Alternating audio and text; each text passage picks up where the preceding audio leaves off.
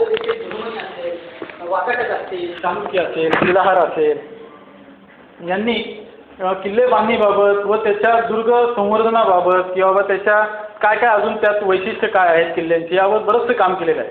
त्यापूर्वी देखील रामायण असेल, महाभारत असेल, चाणक्यांचं अर्थशास्त्र असेल, यामध्ये बरेचसे किल्ल्यांबाबतचे उल्लेख आलेले आहेत. त्यापूर्वी देखील मनुस्मृतीमध्ये, वेदांमध्ये, पुराणांमध्ये किल्ले काय होते, किल्ल्यांची रचना काय होती, किल्ले कसे होते आणि त्याची लढाऊची जी काय रचना होती तर ती कशी होती याबाबतचे उल्लेख आलेले आहेत. तर आपण सुरुवातीपासून एक झरोका घेऊयात की बाबा साधारण काय काय कुणी काय काय मांडलेलं आहे त्याबाबत. तर आपण सुरुवात करूयात मनुस्मृतीवरून की मनुस्मृतीमध्ये याबाबत काय उल्लेख केलेले आहेत. तर मनुस्मृतीमध्ये संरक्षित वस्त्या म्हणजे त्यावेळी त्यांनी एक किल्ला हा असा विषय नव्हता. किल्ला हा आजकाल आपण असं वापरतो, पण त्यावेळी संरक्षित वस्त्या कशा असतील, नगर कशा असेल, पूर कसे असेल, असे त्यांनी 6 प्रकार त्यांनी सांगितलेले आहेत. धनदुर्ग असा स्पष्ट उल्लेख आहे. धनदुर्ग म्हणजे काय की सभोवार 20 कोसपर्यंत पाण्याचा पुरवठा नसणारा किल्ला, त्याला त्यांनी धनदुर्ग म्हटलेलं आहे. महिदुर्ग 12 हात उंचीच्या वरून फिरत येणे शक्य असलेल्या रुंदीच्या व झरोक्यांसारख्या खिडक्या असणारा जो किल्ला आहे त्याला त्यांनी महिदुर्ग असं म्हटलेलं आहे.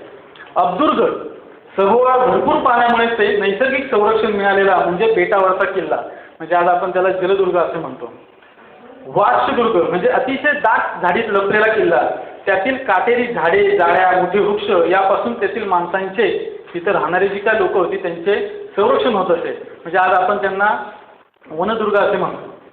नृदुर्ग हत्ती, घोडे, रथ, पायदळ यांचे संरक्षण लाभलेला किल्ला, म्हणजे आपण आज त्याला स्थलदुर्ग म्हणू शकतो की बाबा स्थलदुर्गामध्ये हत्ती, घोडे हे सगळ्या गोष्टी आपण वापरू शकतो. गिरिदुर्ग डोंगरी उंचावट्यावर पुरेसा पाणी पुरवठा असणारे, झाडे व धान्य पिकवता येतील असे पण जाण्यासाठी सहज वाट नसणारे किल्ले म्हणजे गिरिदुर्ग, म्हणजे आजकाल जे आपले डोंगरी दुर्ग आहेत तर त्यांना आपण गिरिदुर्ग असं म्हटलेलं आहे. यापैकी डोंगरी किल्ला म्हणजे गिरिदुर्ग हे सर्वात श्रेष्ठ ठिकाण मानलं गेलं आहे.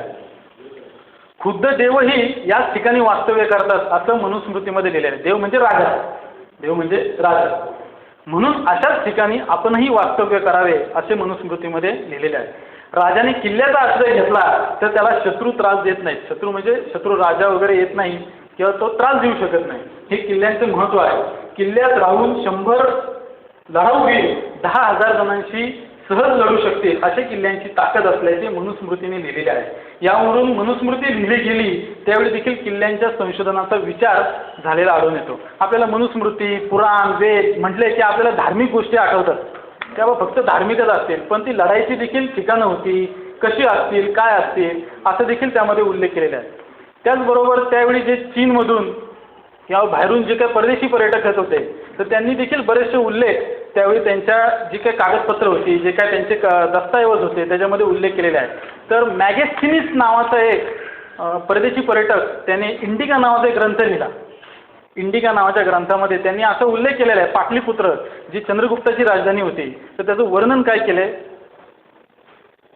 या शहराची लांबी सुमारे 13 ते 14 किलोमीटर लांबी, रुंदी 1.5 किलोमीटर, शहराभोवती भक्कम लाकडी तटबंदी म्हणजे मेढेकोट होता.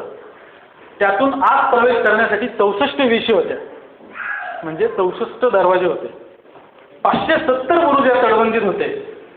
तटाभोवती 200 मीटर रुंदीचा व 15 मीटर खोलीने भरलेला खंडक होता.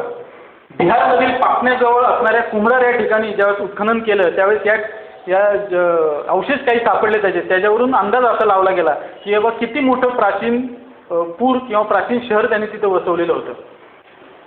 गिरिव्रज, राजगृह, पाटलीपुत्र अशी काही ही ठिकाणांची नावं आहेत की बाबा अशी काही प्राचीन पुस्तकांमध्ये ह्या नगरांची नावं आपल्याला आढळतात.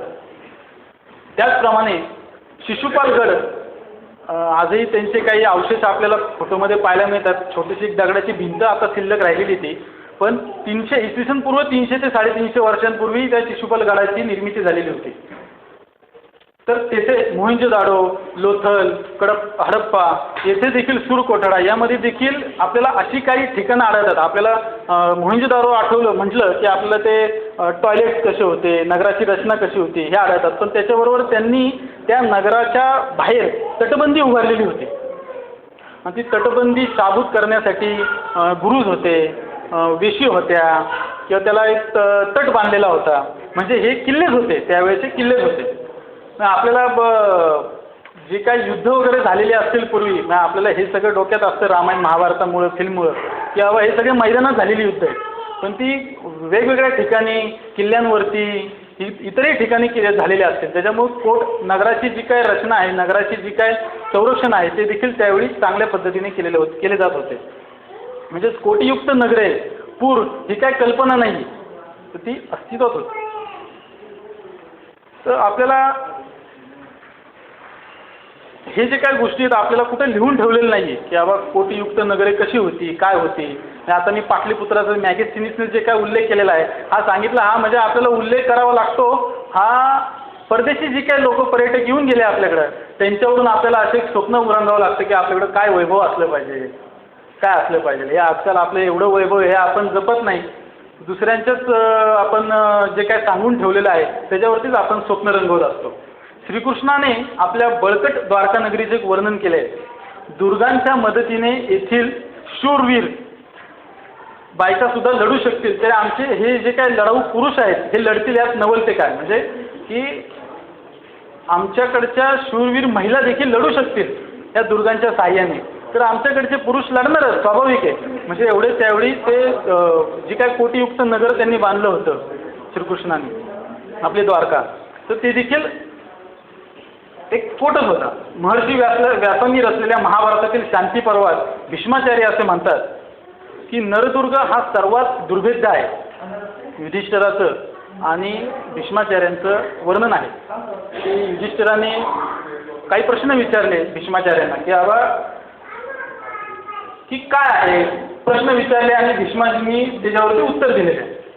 तर प्रश्न असा विचारला की राजाने राहावयाचे शहर कसे असावे, तेव्हा भीष्मांनी दिलेल्या उत्तरात किल्ल्यांचे प्रकार, किल्ल्यांच्या संरक्षणासाठी उभारलेली नगरे, त्यात साठवायची संपत्ती, अशी बरीचशी माहिती दिलेली आहे. शत्रूचे आक्रमण झाले तर राजाने किल्ल्यात जाऊन राहावे, किल्ल्याभोवतीच्या झाडीचा उपयोग करून घ्यावा, तटावर पहारा ठेवावा, तटाच्या भुकातून शत्रूवर बाण सोडावे, चोरवाटांचा उपयोग केव्हा आणि कसा करावा याबाबत महाभारतात विचार मांडले आहेत. वाल्मिकींनी लिहिलेल्या रामायणात देखील लंकेचे वर्णन आलेले आहे. लंकेचे वर्णन असे आहे की त्रिकुट पर्वताच्या शिखरावर, त्रिकुट पर्वत त्याला म्हटलेले, खोल खंदक असणाऱ्या लंकेमध्ये रावण राहिला आहे. आणि बरंचसं त्यात वर्णन आलेलं आहे की बाबा लंका ही कशी होती, तर त्याला खंदक होता, त्याला तटबंदी होती, असं वर्णन आलेलं आहे. या वर्णनावरून आपल्याला एक असा अंदाज लावा लागतो की बाबा ते देखील किल्लाच होता. त्यानंतर चाणक्याने जे अर्थशास्त्र ग्रंथ लिहिलेला आहे तर त्यात किल्ल्यांबाबतचा व इतर बऱ्याचशा गोष्टींचा उहापोह केलेला आहे. अर्थशास्त्र हे एक अनमोल ठेवा आहे, त्यामध्ये खूप गोष्टींची डिटेल्स त्यांनी माहिती दिलेली आहे. तर त्यामध्ये कौटिल्य म्हणजे चाणक्य असा म्हणतो अर्थशास्त्रामध्ये की पाण्याने वेढलेले, खंदकाच्या आतमध्ये सुरक्षित असणारे, डोंगरावरील दगडात रचलेले किंवा खोदलेले, दलदलीच्या प्रदेशात असणारे, कुसळाच्या गवताने वेष्टिलेले, काटेरी झाडांनी घेरलेले, असे तऱ्हेच्या किल्ल्यांचे प्रकार त्यांनी सांगितलेले आहेत. किल्ल्यांचे देखील प्रकार असतात, त्यावेळी होते आणि तसे त्या पद्धतीने ते बांधकाम करायचे. जशी स्थल, काल, वेश जसं काय असेल देश, त्यानुसार किल्ल्यांची बांधणी केली जात होती. राजधानीसाठी वसवायच्या दुर्गांची रचना कशी असावी यावर उल्लेख त्यात तिथे आहे की राजधानीचा दुर्ग हा राज्याच्या मध्यभागी असावा. महाराजांनी, शिवाजी महाराजांनी राजगड बदलून रायगड का केला, त्यामुळे तो स्वराज्याच्या मध्ये असावा. शत्रू पटकन येऊन राजगडावरती येऊ शकत होता, बाबा रायगड का केला. म्हणजे महाराजांना असं वाटतं, मला असं वाटतं की महाराजांनी या सगळ्याचा अभ्यास केला असावा, अर्थशास्त्र हे पुस्तक त्यांनी वाचलं असावं. तर पुढे आता चाणक्य असं म्हणतो की राजधानीचा दुर्ग हा मध्यभागी असावा, या ठिकाणी भरपूर पाणी असावे, म्हणूनच ते नदीचा संगम, सरोवर अशांची जवळीक साधून वाचवावा. त्याचा आकार परिस्थितीप्रमाणे लांबट, गोल, चौकोनी असावा. जाण्यायेण्याचे मार्ग सुरक्षित असावे. नगराभोवती खंदक खोदावे, त्यात कमळांची वेल व मगरी असाव्यात. म्हणजे त्यात उतरून खंदक, किल्ल्याच्या बाहेर जो बाजूला खंदक खोदलेला असतो त्यात वेलीमध्ये जाऊन कोण पोहून पलीकडे जाऊ शकत नाही, आणि मगरी असाव्यात म्हणजे कोण पलीकडे जाण्याची डेअरिंग करणार नाही. म्हणजे त्यात उतरून कोणी पलीकडे येणार नाही. एका वेळी जास्त खंदकांची सोय असावी. एक खंदक पार करून गेलाच तर तो दुसऱ्या खंदकात जाता यावा. देवगिरीवरती जर देवगिरी कोणी पाहिला असेल तर देवगिरीवरती अशा काही खंदकांची सोय आहे. तेथे पाणी नाही आत, पण अशी रचना होती. सर्वात आतील खंदकाच्या आत सोयीस्कर असा एक तट उभा राहावा. बाहेरचा तट आहेच आहे, त्यात परत खंदक, त्यात परत एक खंदक आणि त्यात नंतर परत तट. त्याच्या बाहेर, त्या तटाच्या बाहेर विषारी वेली उभा राहाव्यात. म्हणजे त्या वेली पाहून किंवा त्या वेलींमुळेच तो माणूस तिथेच मरून जाईल. तटाची रुंदी ही रथ चालवता येईल अशी असावी. तटाची वरती जी तट आहे त्या तटावरून रथावरून फिरून पूर्ण तटावरून शत्रूवरती बाणांचा वर्षाव असेल, दगड असतील तर ती मारून शत्रूला नामहरण करता येईल. तटाच्या बांधकामात खूप महत्त्वाचा उल्लेख आहे. तटाच्या बांधकामात लाकूड काम नसावे, कारण ते जळून जाण्याचा तोटा जास्त संभवतो. तटावर व दरवाजावर आतून लक्ष ठेवण्यास व मार्गिरी करण्यास सोयी असाव्यात. म्हणजे आपण आज त्याला फांजी असं म्हणतो, की बाबा तटाच्या खालच्या बाजूला छोटीशी जागा असते तर त्याला आपण ते त्यावेळी ठेवलेल्या असाव्यात. चोरवाटा, भुयारे असावेत. तटबंदीयुक्त प्रकारात मध्यभागी राजवाडा असावा, त्यात विहीर असावी, दारांना अडसर असावेत. किल्ल्याची भोवती फेरी घालता येईल अशी वाट नसावी. किल्ल्याच्या भोवती, किल्ल्याच्या खालच्या बाजूला फेरी घालता येईल अशी वाट नसावी. कुणी जर वाट असली तर कुणीही येऊन, शत्रू येऊन आक्रमण करू शकतो. दुसऱ्या भागामध्ये जाऊन तो वरती चढू शकतो. किल्ल्यात तळघरे असावे, त्यात विविध प्रकारची शस्त्रास्त्रे, विविध प्रकारच्या वस्तू साठवून नीट ठेवाव्यात.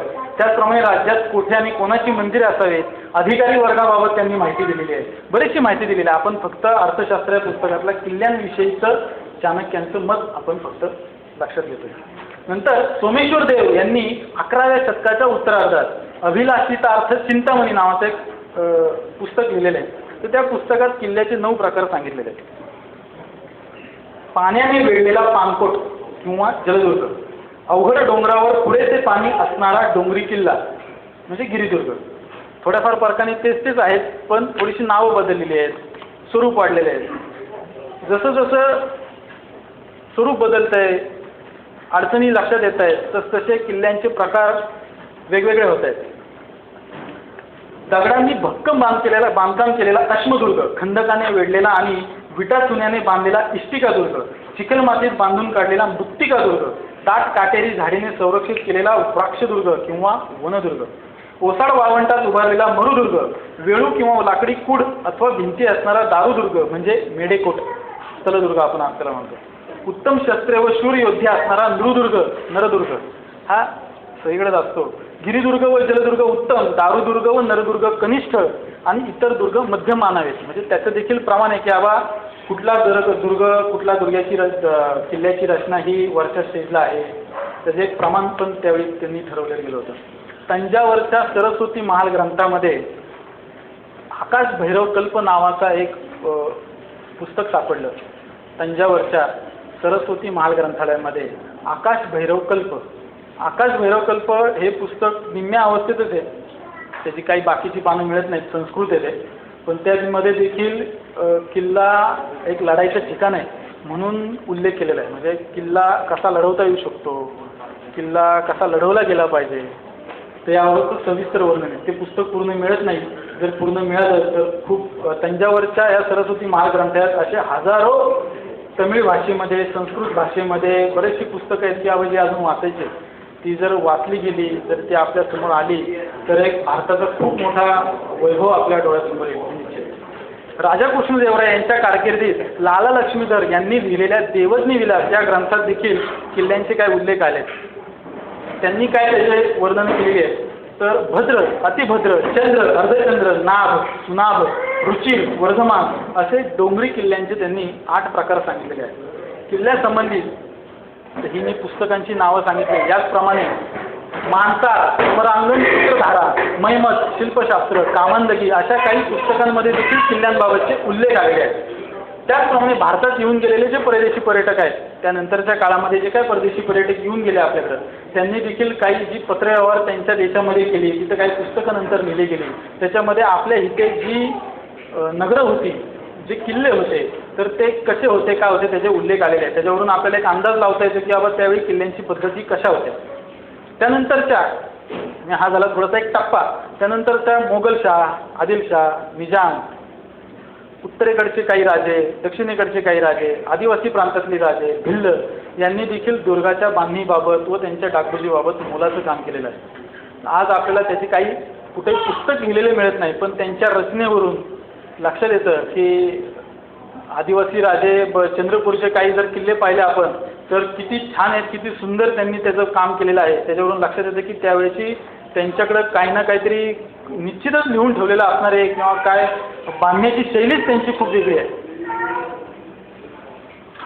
पण असे जे काही कागदपत्रांमध्ये, दस्तऐवजांमध्ये जे काही लिहून ठेवलेले आहे किंवा परदेशी पर्यटक असतील त्यांनी जे काही किल्ल्यांसंबंधी लिहिलेलं आहे तर त्याचं कुठंतरी एक संकलन केलं गेलेलं नाही आजपर्यंत. असं जर संकलन कोणी भविष्यात केलं तर तो खूप मोठा ठेवा होईल असं मला निश्चित वाटतं. आता हा सगळा कालखंड झाल्यानंतर जो कालखंड येतो तो आपल्या मराठेशाहीचा, म्हणजेच अर्थातच शिवाजी महाराजांचा. शिवाजी महाराज आणि किल्ले यांचं खरंच अतूट नातं आहे. किल्ले शिवाजी महाराजांचा जन्म, वास्तव्य, राज्याभिषेक, मृत्यू ही किल्ल्यावर झाला. शिवाजी महाराजांचे दुर्गवैभव, त्यांची दुर्गाकडे पाहण्याची शैली ही अद्भुतच होती. तर त्याचं एक उदाहरण असं की जावळीचं खोरं हे हजारो वर्षांपासून शिर्के, मोरे यांच्या ताब्यात होतं. पण महाबळेश्वरच्या समोरच्या डोंगरावरती किल्ला होऊ शकतो की तिथे एक लढाईचं ठिकाण होऊ शकतं. तिथे लढाईचं ठिकाण देखील या प्रदेशावरती, जावळीवरती अधिराज्य गाजवू शकतो आपण. तर हे कधीच कुणाला वाटलं नाही. शिवाजी महाराज ते जात असतील ते जावळीमध्ये, पण ज्यावेळी त्यांनी जावळी जिंकली, ताब्यात आली, त्यावेळेस त्यांनी तात्काळ आपल्या जे कोण आर्किटेक्ट होते त्यांचे तर त्यांना आज्ञा दिली की तो लवकरात लवकर बांधून काढा, आपल्याला इथं भविष्यात लढाई होऊ शकते. महाराजांची किती मोठी भविष्याकडे पाहण्याची वृत्ती असेल, अद्भुत आहे. तर महाराजांनी म्हणजे महाराज एकच मोठे आर्किटेक्ट होते की त्या आर्किटेक्टबाबत त्यांनी कधी पुस्तक लिहून ठेवलं नाही. म्हणजे स्वराज्याच्या घोडदौडी हे शक्य नव्हतं मला, पण जर ते लिहिलं असतं त्यांनी तर तो एक खरंच खूप मोठा आपल्यासाठी एक ठेवा झाला असता. पण शिवाजी महाराजांच्या आज्ञेवरून 2 पुस्तकं लिहिली गेली. रघुनाथ पंत एक म्हणजे रघुनाथ पंत हनुमंते यांनी राजव्यवहार कोशाची निर्मिती केली. राजव्यवहार कोश यासाठी झाला, सगळ्यांना माहितीच आहे की कागदपत्रांमध्ये फारसी शब्द खूप होते. आपल्या काही कागदपत्रांमध्ये फारसी शब्द खूप होते, तर ते बदलून शिवाजी महाराजांनी संस्कृत शब्द तिथे रूढ केले. तर आज अखेर असं काम कुठल्याही सत्ताधीशांनी केलेलं नाही. तर सांगायचा मुद्दा असा की या देखील पुस्तकामध्ये रघुनाथ पंत हनुमंते यांनी किल्ल्यांचे प्रकार, किल्ल्यांची वैशिष्ट्य काय आहेत यावर उल्लेख केलेला आहे. नंतर सगळ्यात महत्त्वाचा पुस्तक असं की शिवाजी महाराजांनी आज्ञापत्राची निर्मिती केली. तर त्यात उल्लेख रामचंद्र पंत अमात्यान यांनी ती निर्मिती केली. तर त्यात आपल्याला सगळ्यांना माहिती आहे की ते एक वाक्य सगळ्यांनाच माहिती आहे की संपूर्ण राज्याचे सार ते म्हणजे दुर्ग. याच्यावरून आज्ञापत्रात काय लिहिलं आहे ते त्या प्रकरणामध्ये काय आहे की महाराजांबाबतची जी कळमळ आहे आपल्याला कुठंतरी ते ऐकायलाही मिळतं की बाबा किल्ले काय, कशी त्याची रचना असावी, काय असावी. तर ते प्रत्यक्षात आपण ऐकूयात म्हणजे आपल्याला लक्षात येईल की बाबा महाराजांनी काय लिहिलंय. त्यामध्ये महाराजांच्या आज्ञेवरूनच हे सगळं लिहिलं गेलेलं आहे. महाराजांनी वेळोवेळी पत्रव्यवहार केलेले आहेत, आपल्या किल्लेदारांना सांगितलेलं आहे की बाबा तुम्ही कशी रचना करावी, काय करावी. त्याच्यावरून आज्ञापत्रामध्ये काय लिहिलेलं आहे. आज्ञापत्रामध्ये शिवाजी महाराजांनी राज्य कसे मिळवले, स्वराज्यावरील संकट व त्याचा नाश, राजनीतीची मूलभूत तत्वे, राज्यव्यवस्था, साहुकार, वतनदार, वृत्ती आणि इनामे, गडकोट आणि किल्ले आणि आरमार असे 9 प्रकार त्यांनी आज्ञापत्रामध्ये 9 परिशिष्ट आहेत. की 9 परिशिष्टामध्ये आज्ञापत्र विभागले गेलेले आहे, त्यानुसार त्याची माहिती दिलेली आहे. त्यापैकी शेवटची जो 2 प्रकरणं आहेत गडकोट आणि दुर्ग आणि आरमार या प्रकरणामध्ये गडकोट कसे होते, काय होते, त्याची रचना काय आहे, तर त्याच्यावर वैशिष्ट्य काय आहे, तर त्यावर सविस्तर उल्लेख केलेला आहे, तो आपण ऐकूयात. दुर्ग नसता मोकळा देश, परचक्र येतात निराश्रय, प्रजा भग्न होऊन देश उद्ध्वस्त होतो. देश उद्ध्वस्त झाल्यावरही राज्य असे कोणाच म्हणावे, याकरता पूर्वी जे जे राजे झाले त्यांनी आधी देशामध्ये दुर्ग बांधून तो देश शाश्वत करून घेतला आणि आले परिचक्र संकट दुर्गाश्रयी परिहार केले. हे राज्य तर तीर्थरूप थोरले कैलासवासी स्वामींनी गडांवरून निर्माण केले. जो जो देश श्वसानवश न होय त्या त्या देशी स्थल विशेष पाहून गड बांधले, तसेच जलदुर्ग बांधले. त्यावरून आक्रमण करीत करीत सालेरी ऐवंतापासून ते कावेरी तीरापर्यंत निष्कंटक राज्य संपादिले. औरंगजेबासारखा महान शत्रू चालून येऊन विजापूर भागानगरांसारखी महासंस्थाने आक्रमिली.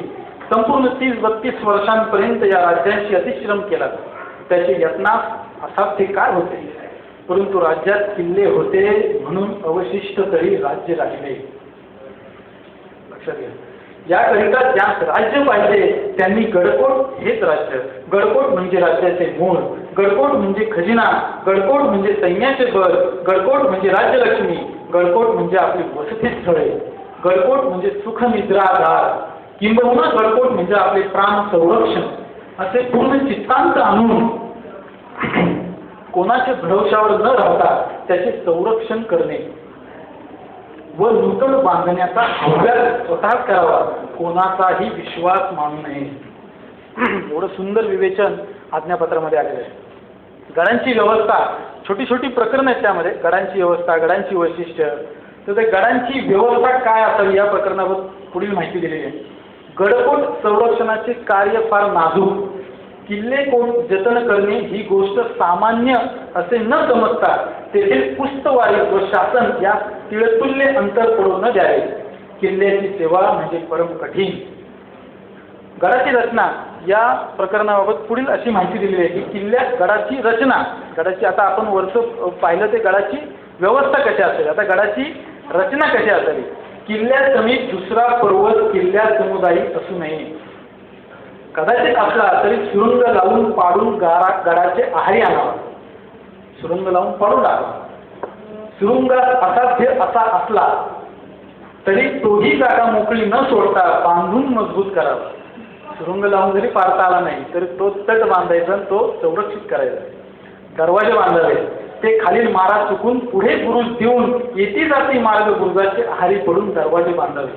म्हणजे गडाची रचना अशी असावी की गडाचा जो महादरवाजा आहे तर तो शत्रूच्या डोळ्यासमोर पटकन येऊ नये. महाराजांनी बांधलेले सगळे किल्ले हे महादरवाजा कधीही लक्षात येत नाही आपल्याला. म्हणजे रस्ता डोंगरी दुर्ग जर आपण गेलो तर डोंगरी दुर्गावरती जाण्याचा रस्ता हा असतो, सरळ वाट असते, आपण तिथपर्यंत जाऊन पोहोचतो, आपल्याला लक्षात येत नाही पडतं.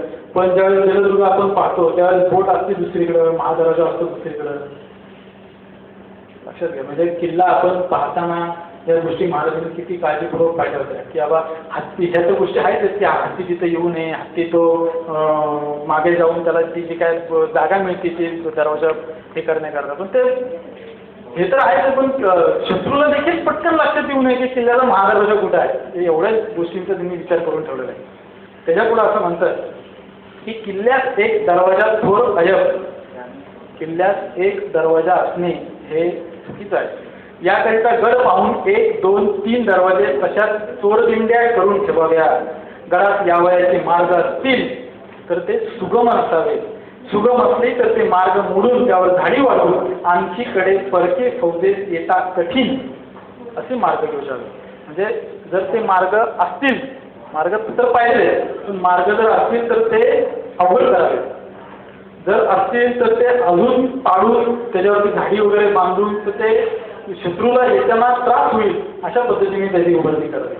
राजगडावरती बाले किल्ला चढताना किती त्रास होतो हे आपण सर्वांना माहिती आहे. गडावरती आधी पाणी पाहून किल्ला बांधावा. किल्ला बांधलाय, डोंगर दिसला म्हणजे बांधला असं होत नाही. किल्ल्यावरती पहिलं पाणी पाहिजे. पाणी नाही आणि ते स्थळ आवश्यक आहे.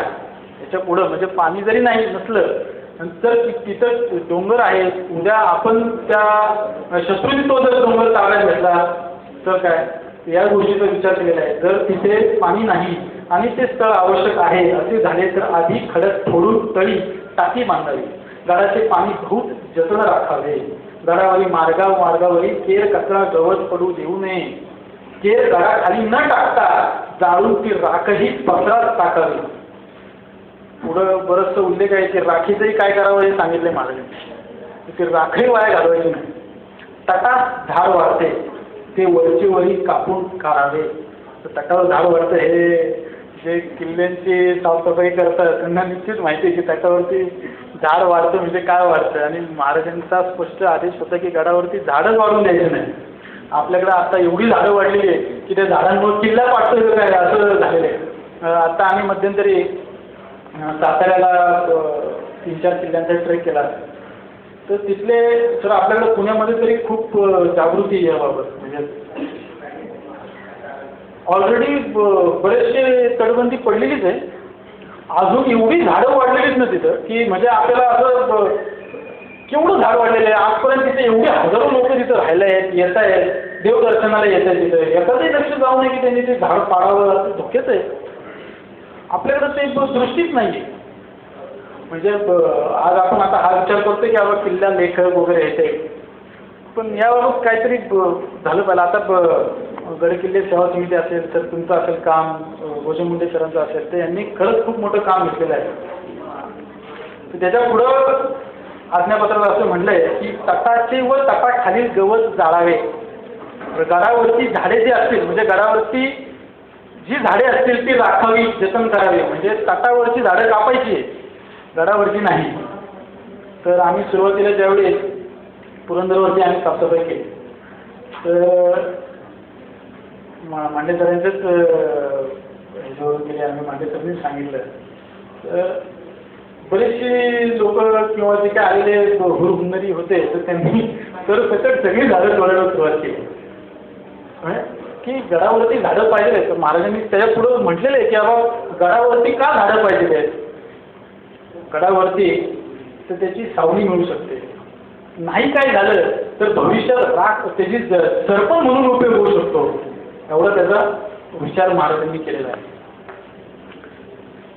नंतर 1671-72च्या कालखंडात निरनिराळ्या गडांवरील बांधकामाप्रित्यर्थ महाराजांनी 1,75,000 होनांचा खर्चास मान्यता दिलेली आहे. 1,75,000 होन. तर त्यापैकी 50,000 होन हे स्वराज्याची राजधानी रायगड येथे खर्चासाठी त्यांनी बाजूला काढले आहे. 1,75,000 होनांपैकी 50,000 होन आणि उर्वरित इतर गडांसाठी 1,25,000 होनांच्या खर्चास मान्यता दिलेली आहे. म्हणजे किल्ल्यांवरती महाराजांचा किती पैसा खर्च होत होता. खूप बरेचसे काही कागदपत्रांमध्ये असे उल्लेख आहेत की शिवाजी महाराजांनी एवढ्या गडावरती का खर्च केला आहे. सभासदाच्या बकरीमध्ये देखील त्याचा काही उल्लेख आलेला आहे की शिवाजी महाराजांच्या निधनानंतर लिहिलेली आहे. तर त्याच्यात अंतर्गत व्यवस्था कशी असावी, काय असावी याचा उल्लेख आहे. सभासदाच्या बकरीत रायगडाबाबत एक उल्लेख आहे, तो सगळ्यांना माहिती आहे की गड बहुत चकोट चौथरफी गडाचे कडे ताशिल्याप्रमाणे 1.5 गाव उंच. पर्जन्याकाळी कडियावर गवत उगवत नाही आणि धुंडा तासी एकच आहे असे देखून खूप संतुष्ट झाले आणि तट्टाच जागा हाच गड करावा. महाराजांनी ज्यावेळेस तो किल्ला पाहिला त्यावेळेस त्याच्या आजूबाजूचे सगळे कडे तासल्याप्रमाणे होते. किल्ल्यावरती जायचा रस्ता हा खूप अवघड होता. महाराजांनी जावळी घेतली त्यावेळेस शिर्के मोळे हे तिकडे पळून गेले रायगडच्या डोंगरावरती. महाराज त्याच्या मागं रायगडावरती गेले. महाराजांनी पाहता क्षणी हे वाक्य उच्चारलेल्या की काय तो डोंगराकडं किल्ल्याकडं पाहण्याचा दृष्टिकोन महाराजांचा असेल की खरंच असं वाटतं की महाराज हेच खरे मोठे रचनाकार आणि लेखक आहेत किल्ल्यांचे. त्यामुळं आपल्याला खरंच त्यांना मानाचा मुजरा. नंतर शिवपुत्र संभाजी राजांनी रचलेला बुधभूषणम या ग्रंथात मध्ये एक थोडंसं असं सांगतो की राज्याभिषेकाच्या दरम्यान हेनरी ऑफ इंग्लंड रायगडावरती आला होता. राज्याभिषेक आहे त्याला माहीत नव्हतं. दुसऱ्या एकंदरीत काही कामानिमित्त तो रायगडावरती आला होता. तर रायगडावरती आल्यानंतर त्याला खूप त्रास झाला. म्हणजे ते जे काय त्रास झाला आहे तो देखील खूप वाचण्यासारखा आहे की त्यावेळी बोटीतून यावं लागायचं, महाडला उतरायला लागायचं. तिथून ते चालत कधी घोडा असते, चित्र असते, त्यावरती चालत ते सगळं सामान वगैरे ते सगळं घेऊन पावसाळ्याचे दिवस असतील तर भयानक त्रास होतो. तर त्याला किती त्रास होतो, काय त्रास व्हायचा हे खरंच वाचण्यासारखं आहे. तिथं नंतर तो आल्यानंतर त्यांनी उल्लेख केला की बाबा पाकारचा महाल का बांधला, कशा करता बांधला, त्यांचं आईवरती किती प्रेम आहे. तर मी महाराजांना थोडा वेळ भेटलेला आहे. तर महाराजांना भेटल्यानंतर महाराज सांगितले तुम्ही जरा आराम करा, आपण नंतर भेटू. महाराजांना माहित होतं की काय काम आहे त्याचं, पैसे मागायला आले तो. तसे महाराज म्हटलं तू आपण भेटू नंतर, जरा तुम्ही आलाय आराम करा, मस्त तुम्ही हा पाकारमध्ये. महाराजांनी नंतर त्यांना तिथल्या लोकांना विचारलं की महाराज एवढं का खर्च करतात ते किल्ल्यावरती वगैरे वगैरे. तर बाबा त्यांनी उल्लेख, हे सगळे गावात बकरीत वगैरे आलेले उल्लेख केले. त्यांचं असं म्हणणं होतं की बाबा गडावरती गड जर असेल तरच स्वराज्य टिकू शकतं, गड जर नसेल. महाराजांनी जर मगाशी आता मी उल्लेख केला की आज्ञापत्रामध्ये काय उल्लेख आहे त्यावर जर परचक्र संकट येतात, औरंगजेबासारखा मोठा शत्रू 168 वर्षाची आदिलशाही कुतुबशाही हे 1-1.5 वर्षात औरंगजेबाने जिंकली. एवढ्या वर्षांची आदिलशाही कुतुबशाही 1-1.5 वर्षात औरंगजेबाने जिंकली. पण 30-32 वर्ष 28-30 वर्ष जवळजवळ औरंगजेब इथं लढत राहिला, पण त्याला काय ते जिंकता आलं नाही. याचं कारण म्हणजे हे किल्ले. त्यामुळे किल्ले किती महत्त्वाचे आहेत हे लक्षात घेतलं पाहिजे. शिवाजी महाराजांच्या काळानंतर संभाजी महाराजांनी बुद्धभूषणम नावाच्या ग्रंथामध्ये संभाजी महाराजांचे काम खूप मोठं आहे, अनमोल आहे. 32 वर्ष 30-32 वर्ष त्यांना जीवन मिळालं. त्या जीवनामध्ये त्यांनी अनमोल काम केलं. बुद्धभूषणम या ग्रंथामध्ये त्यांनी देखील किल्ल्यांची व्यवस्था कशी असावी, राज्य व्यवस्था कशी असावी, अधिकार व्यवस्था कशी असावी, अधिकारी कसे असतात, त्यांचं काम त्यांना कसं सांभाळलं गेलं पाहिजे, शत्रू कसे असतात, या सगळ्यांचा उहापोह त्यांनी संभाजी महाराजांनी केलेला आहे. तर बकरी तत्कालीन पत्रव्यवहार कागदपत्रांमध्ये या देखील किल्ल्यांबाबतचे काही उल्लेख आढळतात. म्हणजे आता मराठी शाही शिवाजी महाराज हा सगळा कालखंड झाला. नंतर पोर्तुगीज, डच, इंग्रज यांनी देखील आपले इथे किल्ले थोडेफार प्रमाणामध्ये बांधले, बेटांवरती असेल काय, तर त्यांनी देखील आपले इथले किल्ले आणि त्यांचे काही किल्ले, खांदेरीचा जो काय किल्ला आहे तर त्यांनी त्याचे खूप चांगले उल्लेख केले की आम्हाला जाताच येत नाही, आमचे पोटी झडत आहेत, काहीतरी जादूटोणा झालेला आहे, असे जे काय उल्लेख केले खरंच वाचनीय आहे, खरंच वाचनीय आहे. त्याच्यावरून आपल्याला लक्षात येते की दुर्गांची रचना कशी होती. हे संकलित केले नाही कुठे, हे थोड्या प्रमाणात आहे, ते आपल्याला वाचावं लागतं आणि त्याचा एक आनंद घ्यावा लागतो.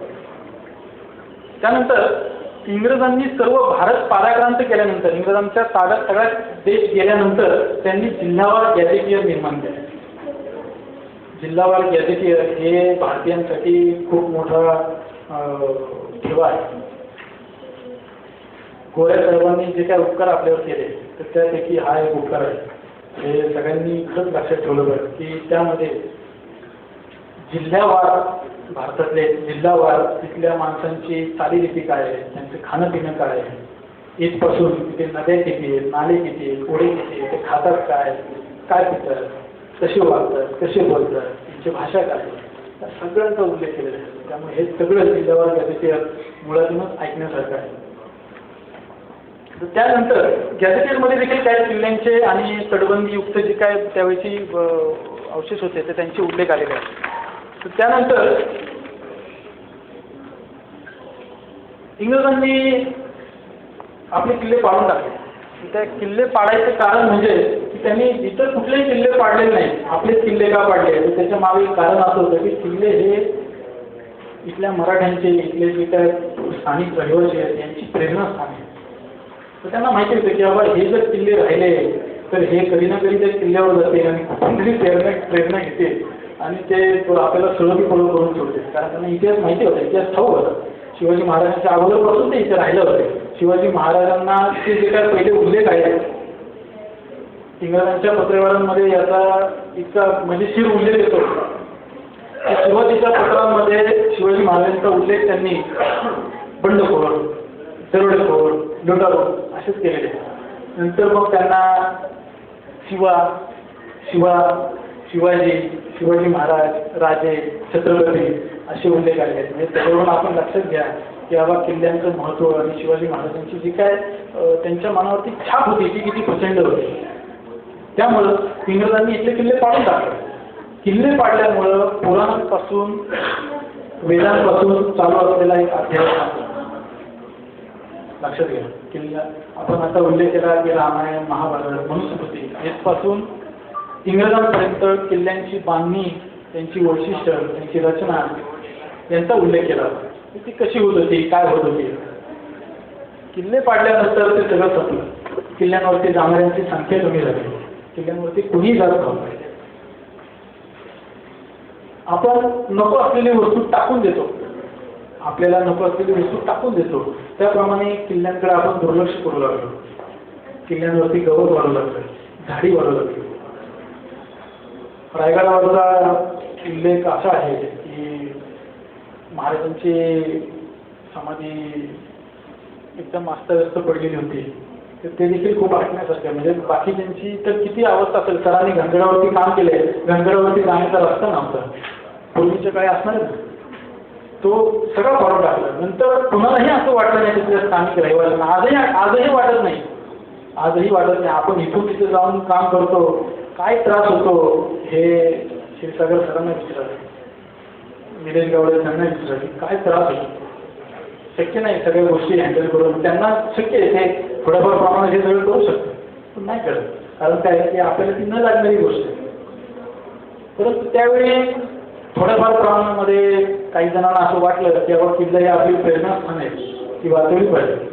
त्यात महात्मा फुले असतील, अजून बरेच जण असतील, लोकमान्य टिळक असतील. तर त्यांनी किल्ल्यांवरती जाऊन किल्ल्यांची महती, शिवाजी महाराजांची महती सर्वांना सांगायला सुरुवात केली आणि एक नवीन उदय झाला. लक्षात घ्या. रामायणापासून, महाभारतापासून, वेदांपासून जो काय अध्याय संपुष्टात आला होता इंग्रजांच्या काळामध्ये जो संपलेला असतो. इंग्रजांच्या काळामध्ये आपल्याला बऱ्याचशा चांगल्या गोष्टी मिळाल्या. आपल्याला शैक्षणिक आपली प्रगती वाढलेली आहे. आपल्याला जगाची जागतिक ओळख झालेली आहे. त्याचबरोबर आपल्याला काही चुकीच्या गोष्टी देखील मिळालेल्या आहेत. त्यानंतर आपला एक अध्याय संपुष्टात आला आणि नंतर स्वराज्यानंतर आपल्याला त्याचं एक स्वरूप बदललं. त्यावेळी असं स्वरूप होतं की किल्ल्यांची रचना पुराणांपासून, वेदांपर्यंत ते इंग्रजांपर्यंत जी चालत आली होती ती नंतर आता बदलली. आता त्याची सहली, मौज मजा, माहिती घेणे. आतापर्यंत आपण जे काय पाहिलं, ऐकलं तर ते किल्ल्यांची रचना कशी होती, त्याची वैशिष्ट्य काय, किल्ला काय होता, त्याचे प्रकार काय, त्याची रचना काय, हे जे काय पाहिलं आपण तर ते आता बदललं. आता किल्ला काय आहे, किल्ला कुठं आहे, किल्ल्यावरती काय पाहिजे, कसं जायचं किल्ल्यावरती, हे सगळं आपल्याला नंतरच्या पुस्तकामध्ये पाहायला मिळालं. त्यामध्ये सर्वप्रथम विचार केला पाहिजे तो ची ग गोगटे यांचा. ची ग गोगटे यांनी महाराष्ट्र देशातील किल्ले भाग 1 आणि 2 ही 2 पुस्तकं सर्वप्रथम 1905 मध्ये दिली. त्यामध्ये एकत्रितरित्या किल्ल्यांची काही माहिती पहिल्यांदा देण्यात आली. ची ग गोगटे. नंतर 1952 मध्ये स आ जोगळेकर यांनी दिलेल्या सह्याद्री या पुस्तकामध्ये तर प्रथमतः नकाशे आले. सह्याद्री रांगेबाबतची विस्तृत माहिती असणाऱ्या या पुस्तकाने आदर्श निर्माण केला. अनेक लेखकांनी तर केवळ पुस्तके वाचून जोगळेकर सरांना आपले गुरु मानले. सह्याद्रीच्या रांगा, उपरांगा, त्याचे विस्तृतपणे वर्णन, म्हणजे त्याच्यावरती नद्या कुठं वाहतात, कुठल्या बाजूला वाहतात, कुठं जाऊन मिळतात, सह्याद्रीची इत्तमभूत माहिती. तिथं फुलं काय, झाडं काय त्याचे इतिहास काय, याचा सगळा इत्तमभूत माहिती त्यांनी दिलेली आहे. त्यांच्यानंतरच्या अनेक लेखकांना देखील या पुस्तकाचा संदर्भ घ्यावा लागला.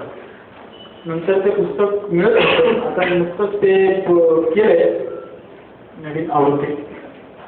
असे स आ जोगळेकर सह्याद्री 1952 मध्ये त्यांनी ते पुस्तक केलं. 1962 शा वी आवळेकर यांनी रायगडाची जीवनगाथा एका किल्ल्यावरती लिहिलेलं हे पहिलं पुस्तक. म्हणजे असे पुस्तक असते पण आजही ते पुस्तक खूप फेमस आहे. म्हणजे रायगडाची जीवनगाथा एकाच किल्ल्यावरती इत्थंभूत माहिती असलेलं हे रायगडाची जीवनगाथा शा वी आवळेकर यांनी 1962 मध्ये दिलं. 1975 मध्ये पंडित महादेव शास्त्री यांनी महाराष्ट्राचे दाराचे या पुस्तकात काही किल्ल्यांची माहिती दिली. त्याचप्रमाणे श रा देवडे यांनी महाराष्ट्रातील किल्ले यांची या पुस्तकात देखील किल्ल्यांची माहिती दिली. जे शेजवलकर यांचं शिवजीचे किल्ले आणि दुर्ग नावाचं एक पुस्तक नंतर आलं. तर त्या पुस्तकामध्ये त्यांनी मागची देखील काही माहिती दिली की बाबा त्याची वैशिष्ट्य काय. हे बरं मोगल, रोमन, ग्रीक यांचे देखील काय वैशिष्ट्य होती किल्ल्यांची. शिवाजी महाराजांनी म्हणजे शहाजी महाराजांपासून आलेली जी काही परंपरा आहे किल्ले बांधण्याची, दुर्ग उभारण्याची, स्वराज्य जो आहे तो स्वराज्य आपल्या ताब्यात तो राखावा आणि स्वराज्य विस्तार करावा. आता आपल्या ताब्यात आलेला जो काही मुलूक आहे तो जर आपल्या ताब्यात ठेवला नाही, त्याची जर व्यवस्था केली नाही तर तो मुलूक जायला वेळ लागत नाही. तिथल्या नुसतं लढाई आणि या सगळ्या गोष्टींनी स्वराज्य राखता येत नाही. तिथल्या माणसांची मनही जिंकावी लागतात. तर हे सगळं शिवाजी महाराजांनी इतकं प्रेमाने केलं की आजही आपण ते घट्ट धागेत आणि त्या घट्ट कायद्यामध्ये आपण जपून आहोत. तर नंतर वासी बेंद्रे यांनी गडकोट किल्ले आणि दुर्ग या पुस्तकामध्ये किल्ल्यांच्या बाबत विस्तृत माहिती दिली. वासी बेंद्रे म्हणजे संभाजी महाराजांच्या जीवनावरती ज्यांनी अनमोल प्रकाश टाकला तर ते वासी बेंद्रे. आपल्या सगळ्यांना माहिती आहे की त्यांनी खूप मोठं काम केलेलं आहे. खूप मोठी नवीन दृष्टी त्यांनी लेखकांना दिलेली आहे, वाचकांना दिलेली आहे. साधन चिकित्सा आणि त्यांची इतर पुस्तकं खरंच खूप वाचनीय आहेत की ज्यांनी सगळ्यांनी खूप वाचली गेली पाहिजेत. असे वासी बेंद्रे, गडकोट किल्ले आणि दुर्ग.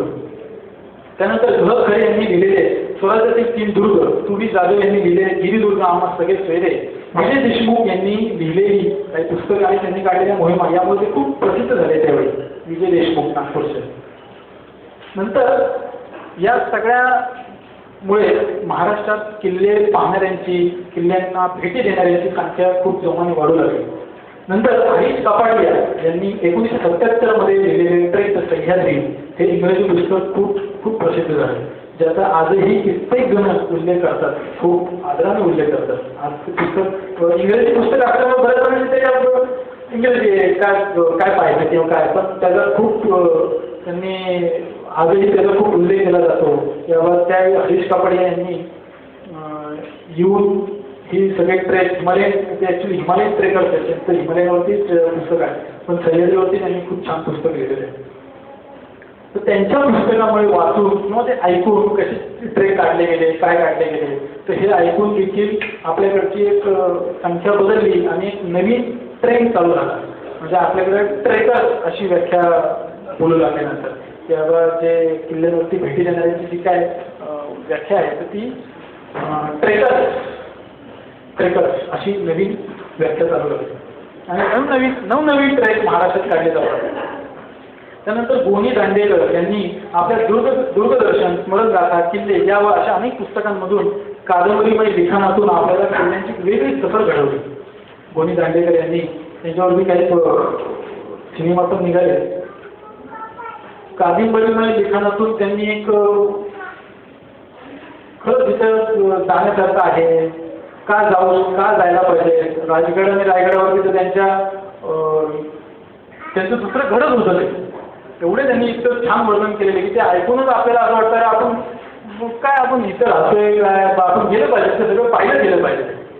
त्याच्यामुळे किल्ल्यांची पाहणाऱ्यांची संख्या महाराष्ट्रामध्ये वाढू लागली.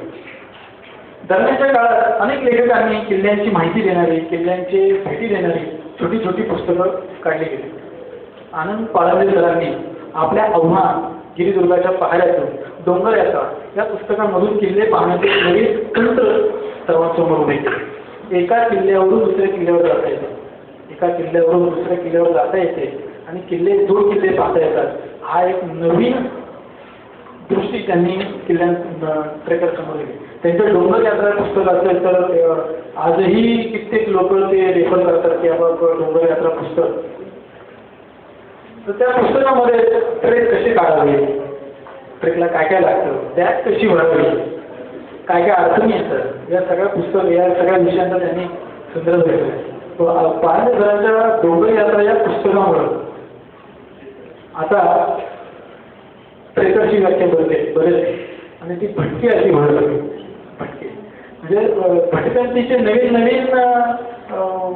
मार्ग शोधून लागले. त्यावर काय तर लोणावळ्यावरून राजगडावरून रायगड, महाबळेश्वरवरून दुसऱ्या एखादा किल्ला, असे नवीन ट्रेक, नवीन मार्ग कुठल्या मार्गाने जाता येऊ शकतं, रायगडावरती जाण्याचे 13-14 मार्ग शोधले जाऊ लागले. म्हणजे भटकंती चालू लागली आणि भटके वाढू लागले महाराष्ट्रामध्ये. शिवशाहीर बाबासाहेब पुरंदरे यांनी देखील आपल्या काही पुस्तकांमधून किल्ल्यांची सफर घडवली. म्हणजे छोटी छोटी पुस्तकं आहेत प्रत्येक किल्ल्यांवरची. त्या पुस्तकांमध्ये देखील इतिहास आणि वरची माहिती किल्ल्यांची त्याचा उल्लेख आलेला आहे. नंतर निनाद बेडेकर सरांनी दुर्ग कथा या पुस्तकातून आणि आपल्या अनेक भाषणांतून किल्ल्यांची सफर आपणास घडवली. या 2 महान व्यक्तींची भाषणं संकलित केली तरी आपल्याला एक खूप मोठी दुर्ग यात्रा घडू शकते हे निश्चित. 7 सह्याद्रीची भटकंती किल्ल्यांची जलदुर्गांचा पहाऱ्यातून आता तो दुर्ग जिज्ञासा हे व असे अनेक विपुल लेखन करणारे प्राध्यापक प्रतीक घाणेकर सर म्हणजे आम्हा सर्व दुर्गप्रेमींना एक वंदनीयच आहे. किल्ले म्हणजे घाणेकर सर आणि घाणेकर सर म्हणजे किल्ले अशी एक समीकरणच झाले की त्यांचं 7 सह्याद्रीची भटकंती किल्ल्यांची हे पुस्तक तर प्रचंड त्यावेळी आणि आजही प्रसिद्ध आहे. आणि आता तो दुर्ग जिज्ञासा यामध्ये दुर्गाचे पाणी, दुर्गाची वैशिष्ट्य, दुर्गाची रचना याचं त्यांनी सविस्तर मागोवा घेतला आहे. सह्याद्रीचे रत्नभांडार गड किल्ले महाराष्ट्राचे या पुस्तकांचे लेखन करणारे प्रमोद मांडे सर यांनी महाराष्ट्रातील जवळजवळ सर्वच किल्ल्यांचे फोटो, नकाशे एकत्रितरित्या देऊन एक मैलाचा दगड उभा केला. आजपर्यंत किल्ले आहेत एवढंच माहीत होतं. पश्चिम महाराष्ट्र असेल, कोकण असेल इथले किल्ले माहिती होते सगळ्यांना. पण विदर्भामध्ये, मराठवाड्यामध्ये तिथे देखील किल्ले आहेत. किल्ल्यांची नावं फक्त माहिती होती जे काही दुर्ग अभ्यासक येताना. पण किल्ले कुठे आहेत, काय आहेत, बरं किल्ले आहेत तर त्यांचे जायचे रस्ते काय आहेत, किल्ल्यांची नावं बदललेली होती. तर याचा मांडे सरांनी जाऊन दांडवला करताय त्याचे फोटो काढले. त्यांचे गड किल्ले महाराष्ट्राचे जे पुस्तक आहे तर ते एक मैलाचा दगड निर्माण झाला. त्यांनी गडाचे लोकेशन फिक्स केले. तेव्हा हा म्हणजे किल्ला 391 किल्ल्यांचं पुस्तक रंगीत त्यांनी काढल्यामुळं महाराष्ट्रातील त्याच्या बाहेर जे काही ट्रेडर्स होते त्यांना एक मोलाची सहकार्य त्यामुळे झालं. आणि किल्ल्याच्या त्यांचे जे स्लाईड शो आणि महाराष्ट्राच्या बाहेरचे जे काही किल्ले तर त्यांच्या प्रदर्शनामुळं आपल्याला सगळ्यांना असं कळलं की आपण महाराष्ट्राच्या बाहेर देखील किल्ले आणि दुर्ग किती छान आहे. म्हणजे आपण फक्त रायगड चुकलं रंगवलं आहे. छान आहे, छान आहे. इतिहास आहेच आहे पण दुर्ग वैभव देखील पाहण्यासाठी आहे. मध्य प्रदेश असेल, राजस्थान असेल, गुजरात असेल ते इथले किल्ल्यांचे फोटो त्यांनी प्रदर्शित केल्यामुळं स्लाईड शोमुळं आपल्याला त्याची माहिती होऊ लागली. आणि आता महाराष्ट्रातले जे दुर्ग भटकंती करणारे आहेत, भटके आहेत, ट्रेकर्स आहेत तर हे महाराष्ट्राच्या बाहेर किल्ले फिरायला जाऊ लागले. त्याचं प्रमाण आता वाढायला लागलं. तर ते आता आपल्याला सगळ्यांना त्यांनी किल्ल्यांच्या बाहेरच्या पुस्तकांमध्ये म्हणजे महाराष्ट्राच्या बाहेरच्या किल्ल्यांबाबत पुस्तक लिहावं, महाराष्ट्रातील बाहेरच्या किल्ल्यांबाबत पुस्तक लिहावं असे आपण त्यांना विनंती करेल. म्हणजे मोठा बोल ठेवा आपल्या समोर. पांडुरंग पाटणकर, गोपाळराव तांदूळकर, महेश तेंडुलकर, सतीश अक्कलकोट, प्रवीण भोसले, शंकर जोशी, इंद्रजित सावंत या अशा अनेक लेखकांनी किल्ल्यांच्या पुस्तकांबद्दल बाबत मोलाची भर टाकली. यांची खूप छोटी छोटी पुस्तकं, विस्तृत माहिती असणारी काही पुस्तकं, त्यातले नकाशे, कुठे काय पाहावं, नकाशांमुळं खूप माहिती होती ट्रेकर्सला. म्हणजे किल्ला मी नवीन असलो समजा किल्ल्यावरती गेलो की किल्ल्यावरती काय पाहावं हा एक खूप मोठा प्रश्न असतो. किल्ल्यावरती ठीक आहे बाबा नुसतं 4 वहीमध्ये दिलं किंवा इथे इकडे ते तिकडे, जर तो नकाशा असला तर नकाशा खूप मोलाचा ठरतो. अशा किल्ल्यांचे नकाशा असलेले खूप पुस्तकं नंतर बाजारामध्ये आली तर त्याचा खूप उपयोग इथल्या ट्रेकर्सला झाला आणि नवीन ट्रेक पुन्हा काढले जाऊ लागले. त्याचप्रमाणे सिने अभिनेते श्री मिलिंद गुणाजी यांनी तर सर्वांना टीव्हीच्या मालिकांद्वारे किल्ल्यांची वेगळी सफर घडवली. त्यांनी लिहिलेल्या पुस्तकांमुळे वेगळी नवीन दृष्टी देखील आपल्याला निर्माण झाली. त्याचप्रमाणे शिवसेनेचे नेते श्री उद्धवसाहेब ठाकरे यांनी आकाशातून काढलेल्या किल्ल्यांच्या फोटोमुळे व त्यांनी प्रदर्शित केलेल्या महाराष्ट्रातील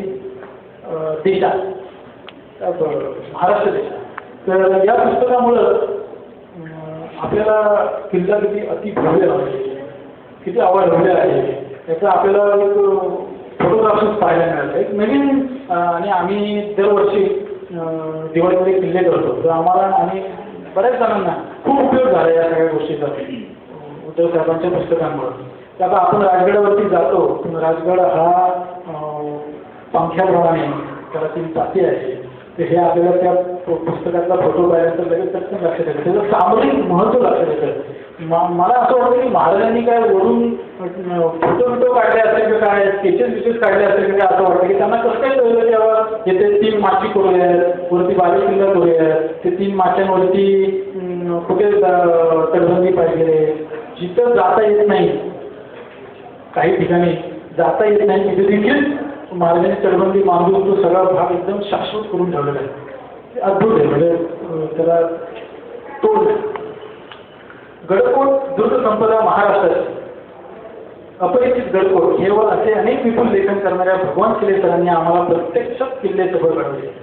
प्रत्यक्षात किल्ले काय आहेत, किल्ले कसे पाहावे याची थोडक्यात पण नीटनेटकी माहिती सरांनी दिल्यामुळं चिले सरांची पुस्तकं आता सध्या सर्व ट्रेकर्स वापरतात.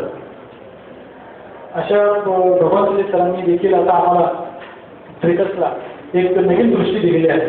त्यावर किल्ला कसा पाहावा, काय पाहावं, त्याच्यावरती की काय काय अजून नवीन त्यामध्ये आहे, किल्ला किती अवघड आहे, किल्ला सोपा आहे करण्याकरता किती अवघड आहे, असं त्यांनी एक सगळेच किल्ले करता येऊ शकतात, जाता येऊ शकतात असं नाही. काही किल्ले खरंच मुळातून अवघड आहे, लेण्याला खरंच अवघड आहे. तर तिथली माहिती तर ठीक आहे. आता आम्ही वरती गेल्यानंतर वरती काय पाहिजे हा देखील प्रश्न असतो. ते सविस्तर आणि थोडक्यात ती माहिती दिल्यामुळं भगवान खिले सरांच्या पुस्तकांमुळं खूप उपयोग झाला. त्याचप्रमाणे रंजन गर्गे यांचे गिर्यारोहण, कमला दुर्गल यांचे fort of India, Ajit Pal Singh यांचे फोर्ट्स अँड फोर्टिफिकेशन्स इन इंडिया, रवीन देसाई यांचे व अनेक लेखकांच्या इंग्रज पुस्तकांनी देखील ट्रेकिंगमध्ये मजा आणली. सिडने टॉयने लिहिलेल्या the history of fortification, strong holds of India, the fortified cities of India या पुस्तकामुळे सिडने टॉय त्यावेळी आणि आजही खूप प्रसिद्ध आहे. इंग्रजी पुस्तक आजही किंवा त्यापूर्वी खूप जणांनी लिहिलेलं आहे. त्यातली काही मोजकी आपण पुस्तकांचा उल्लेख करून घेणार आहोत. व्हर्जिनिया फाक्स यांचे दी फोर्ट्स ऑफ इंडिया या पुस्तकात 1986 मध्ये त्यांनी ते लिहिलं. महाराष्ट्रातील किल्ल्यांचं पुस्तक व्हर्जिनिया फाक्स. 1985 मध्ये अमृत वर्मा यांनी फोर्ट्स ऑफ इंडिया या पुस्तकात देखील महाराष्ट्रातील फोर्ट्स ऑफ इंडिया भारतातील किल्ल्यांचं पुस्तक आहे. तर त्यामध्ये देवगिरी, शिवनेरी, सिंहगड, पन्हाळा या किल्ल्यांची माहिती दिली. 1987 मध्ये रमेश देसाई यांचे Shivaji the last great fort architect या पुस्तकात देसाई सरांनी शिवरायांच्या वेगळ्या पैलूबाबत आपले मत मांडले. रमेश देसाई यांनी स्वतः किल्ले फिरून हे पुस्तक लिहिल्यामुळं आणि त्याचे रंगीत छायाचित्र त्यामध्ये असल्यामुळे ते पुस्तक खूप फेमस असतं. या पुस्तकांबरोबर यंग झिंगारो क्लब, चक्रम हायकर, जिद्द, साहस यावर अशा अनेक मासिकांमुळे ट्रेकिंगची बरीचशी माहिती दुर्गप्रेमींना त्यावेळी होत होती आणि आजही होत आहे. आता बरेचसे लेखक, बरेचसे छोटे दुर्गप्रेमी छोटी छोटी पुस्तकं काढतायत किंवा पेपरमध्ये छोटे छोटे आपण जाऊन आलो त्याच्या सहली सफरी वेगवेगळ्या आणि ट्रेक्स कसे केले, त्यात मजा काय आली, त्यात अडचणी काय आल्या याची माहिती देतात. हे देखील खूप मोलाचं काम आहे. अशा ज्ञात अज्ञात ट्रेकर्सनी, किल्ल्यांच्या लेखकांचे आपल्यावरती अनंत असे उपकार आहेत. या किल्ल्यांच्या लेखकांमुळं आणि आपल्याला किल्ल्यांच्या बांधणीची माहिती झालेली आहे. आपण आता माहिती घेतली की रामायण, महाभारत हे इथपासून इंग्रजांपर्यंत काळ पाहिला. इंग्रजांपासून ते आपण आजपर्यंतच्या भगवान खिले सरांपर्यंत काळ पाहिला. पूर्वीचा काळ हा दुर्गबांधणी, दुर्ग वैशिष्ट्य असा होता. त्याची रचना काय होती, त्याची माहिती घेण्याचा काळ होता. त्यानंतरचा काळ हा सहली, तिथे जायचं कसं, तिथे काय पाहायचं याचा काळ होता. आता याच्या पुढं बऱ्याच जणांना आता माहिती झालेली आहे. आता याच्या पुढं जे किल्ले आहेत त्याचं संवर्धन कसं करावं, ते कसे राखावे याबाबत घेण्याची गरज आहे. आपल्याला भविष्यकाळाबाबत खूप विचारच करत नाही. आपण फक्त वर्तमानाचा विचार करतो, भविष्याचा विचार करतो. ज्यांना भविष्य माहिती आहे म्हणून ज्यांना त्यांचा इतिहास माहिती आहे, ज्यांना त्यांचा इतिहास माहिती आहे तर ते वर्तमान काळात लढू शकतात, भविष्य काळाचा वेध घेऊ शकतात. आज अशी परिस्थिती आहे. बाहेरचे किल्ले आपण प्रदर्शनात पाहतोय, किती छान आहेत, सुंदर आहेत. तिथल्या लोकांनी नीटनेटके ठेवलेले आहेत. मांडेकरांकडून आम्ही ऐकतो की केरळचा एक किल्ल्याचं त्यांनी माहिती दिली की सकाळी 6 वाजता किल्ला उघडला जातो. किल्ल्यावरती टॉयलेट्स किती छान आहेत, तिथल्या बगीचे किती छान आहेत, जे काय आहे ते खूप नीटनेटकं त्यांनी ठेवलेले आहे. तिथली लोक आंध्र प्रदेश एका किल्ल्याबाबत त्यांनी माहिती सांगितली सरांनी की तिथला किल्ला हा सकाळी झाडला जातो, पायऱ्या झाडल्या जातात. महाराजांच्या काळी होत होते. राजगड हा किल्ला धुतला जायचा, जे उल्लेख आहे राजगड किल्ला धुतला जायचा. आज आपण हे सगळं विसरून काढतोय. यावर सगळ्यांनी विचार करण्याची गरज आहे. आज आपण हे जर विसरलो तर आपलं भविष्य खरंच अवघड आहे. आपल्याला फक्त फोटोग्राफ्स समोर ठेवावे लागतात की असा असा किल्ला होता. राजगडावरती जी महाराजांची सदर होती ती आपल्याला स्वप्नात रंगवावी लागते. कित्येकांनी ती पाहिलेली आहे, ती पाहता नाही आली आपल्याला. आम्ही ज्यावेळेस एक 8-10 वर्षापूर्वी सर पुरातत्व खात्याकडे गेलो आणि त्यांना सांगितलं की काय झालं त्या मनोहर जोशींच्या काळामध्ये 25 लाख रुपये मंजूर झाले होते त्या सदर बांधकामाला, काय झालं त्याचं. किती आपल्याकडची व्यवस्था विचित्र आहे. त्यावेळी 70-80 रुपये काहीतरी एक फोटो होता सिमेंटचा, तर त्यावेळी ते वरती उचलून घेऊन जायला 250 रुपये घ्यायचे. म्हटलं तुम्ही कशाला खर्च करता तो 250 रुपये, वाटतेच तो. आपण आव्हान करूया सगळ्यांना की बाबा कुणी येईल मदत करेल ते म्हणजे मदत केली तरी आम्हाला ते टाकावंच लागतं.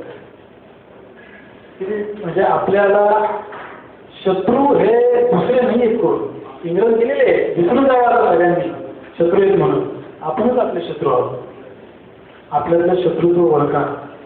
आपण जरी कधी किल्ल्यावरती गेलो तर किल्ल्यावरती कृपया नावं लिहू नका, किल्ल्याची घाण करू नका, किल्ल्यांवरती केर कचरा टाकू नका. महाराजांनी आपल्याला सांगितलं आज्ञापत्रात काय लिहिलंय, केर कचरा देखील गळाच्या खाली लोटायचा नाही. तिथं जाळायचं आहे, ती जाळलेली राखही वापरायची. एवढा सूक्ष्म उल्लेख, सूक्ष्म वर्णन त्यांनी केलेलं आहे. मला असं वाटतं की बऱ्याचशा लेखकांचा, पुस्तकांचा मी आज उल्लेख केला आहे. जर काही माझ्याकडून राहिला असेल कुठल्या लेखकांचा उल्लेख करायचा तर कृपया मला क्षमा करायचं. त्यामुळे मला कसलाही हेतू नाही की त्यांचं नाव लपवण्याचं. धन्यवाद.